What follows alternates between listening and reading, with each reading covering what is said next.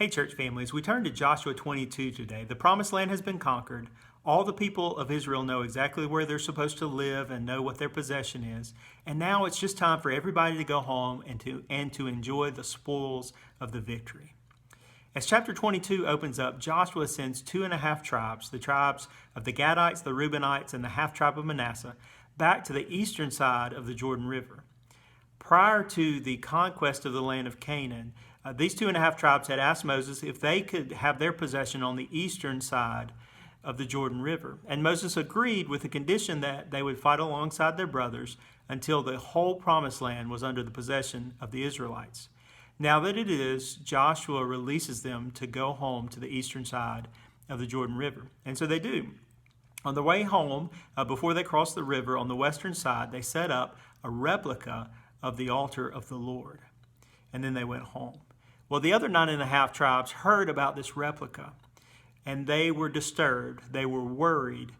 They were fearful that the 2.5 tribes had set up another altar to worship false gods. And so they sent their representatives to these 2.5 tribes to question them and to charge them not to worship false gods. In fact, they told them, if you are going to worship false gods on the eastern side of the river, then just give up that land, come back to the western side of the river, live with us, and worship the one true God.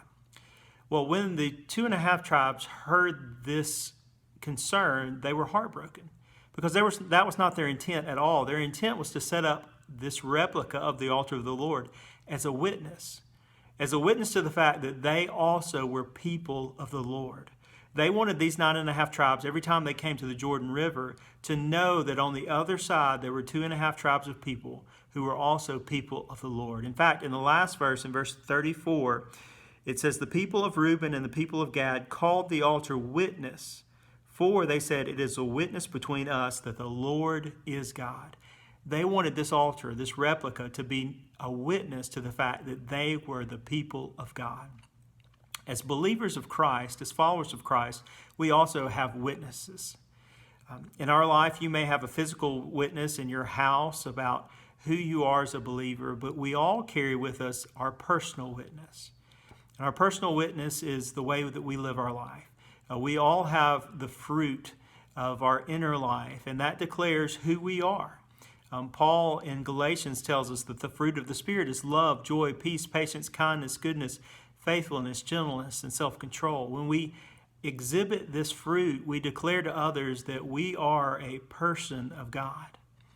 So as we read through this passage today and we consider this idea of a witness, the question that confronts me and that confronts you is, what is my witness? When people look at my life, when people look at my personality, what do they see? Are they drawn to God, or are they pushed away from God? And as you consider that, I encourage you to challenge yourself, as I challenge myself, to grow in our witness, that we are people of God, and that we encourage other people to become people of God, so that they can know that good fruit that the Spirit gives us. Enjoy your time with Jesus today.